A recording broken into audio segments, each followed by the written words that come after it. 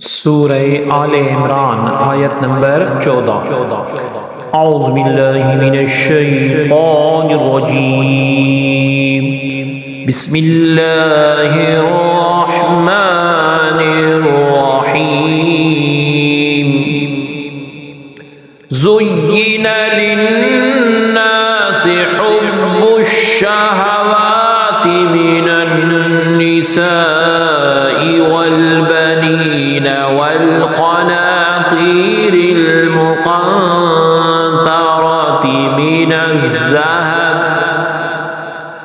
من الذهب والفضة والخيل المسومة والأنعام والحرث، ذلك متاع الحياة الدنيا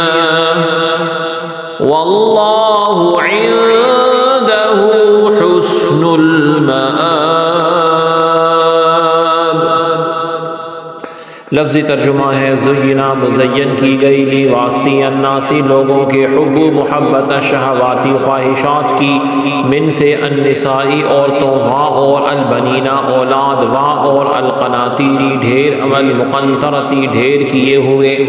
من سے الذہبی سونے، وا اور الفدتی چاندی، وا اور الخیلی گھوڑے، المسومتی نشان زدہ، وا اور الانعامی چوپائے، وا اور الحرثی کھیتی، ذالک کا یہ متاع سامان، الحیاتی زندگی کا، الدنیا دنیا کی، وا اور اللہ رب العزت، عندہ پاس ہو اس کے، حسن بہتر، المآبی ٹھکانہ۔ با محاورہ ترجمہ ہے لوگوں کے لیے ان خواہشات کی محبت خوب آراستہ کر دی گئی ہے، جن میں عورتیں اور اولاد اور سونے اور چاندی کے جمع کیے ہوئے خزانے اور نشان کیے ہوئے خوبصورت گھوڑے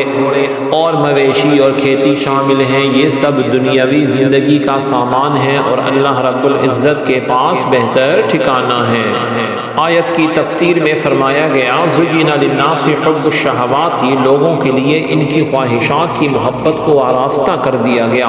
لوگوں کے لیے من پسند چیزوں کی محبت کو خوشنما بنا دیا گیا، چنانچہ عورتوں، بیٹوں، مال اور اولاد،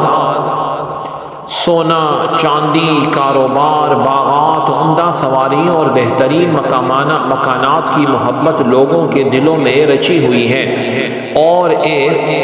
آراستہ کیے جانے اور ان چیزوں کی محبت پیدا کیے جانے کا مقصد یہ ہے کہ خواہش پرستوں اور خدا پرستوں کے درمیان فرق ظاہر ہو جائے۔ چنانچہ سورہ کہف آیت نمبر 7 میں صراحت سے ارشاد فرمایا اِنَّا جَعَلْنَا مَا عَلَى الْأَرْضِ زِينَةً لَهَا لِنَبْلُوَهُمْ أَيُّهُمْ أَحْسَنُ عَمَلًا، بے شک ہم نے زمین پر موجود چیزوں کو اس لیے زینت بنایا تاکہ ہم لوگوں کو آزمائیں کہ ان میں عمل کے اعتبار سے کون اچھا ہے۔ چنانچہ یہ چیزیں ایسی مرغوب ہوئیں کہ کافر تو بالکل ہی آخرت سے غافل ہو گئے اور کفر میں جا پڑے، جبکہ دوسرے لوگ بھی انہی چیزوں کی محبتوں کے اسیر ہو گئے۔ حالانکہ یہ تو دنیاوی زندگی گزارنے کا سامان ہے کہ اس سے کچھ عرصہ نفع پہنچتا ہے، پھر یہ سامان دنیا فنا ہو جاتا ہے۔ انسان کو چاہیے کہ دنیا کے سامان کو ایسے کام میں خرچ کرے جس میں اس کی عاقبت کی درستگی ہو جائے اور آخرت کی سعادت مل جائے۔ یہ تمام چیزیں اگر دنیا کے لیے رکھی جائیں تو دنیا ہیں، اور اگر اطاعت الہی میں مدد اور معاونت کے لیے رکھی جائیں تو دین بن جاتی ہیں، جیسے بیوی ہے، مال ہے، اولاد ہے، سواری ہے، زمین ہے وغیرہ۔ تمام چیزیں اگر اپنے دین کی حفاظت اور اللہ رب العزت کی اطاعت میں معاونت کے لیے ہوں تو یہی چیزیں قرب الہی کا ذریعہ ہیں۔ جیسے حضرت عثمان غنی رضی اللہ عنہ کا مال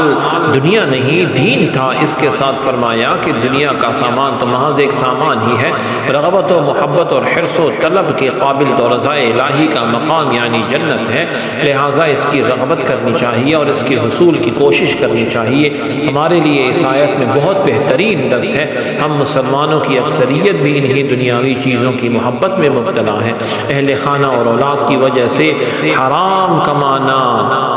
مال اور دولت کو اپنا مقصود اصلی سمجھنا، اسی کے لیے دن رات کی کوشش کرنا، بینک بیلنس بڑھانا،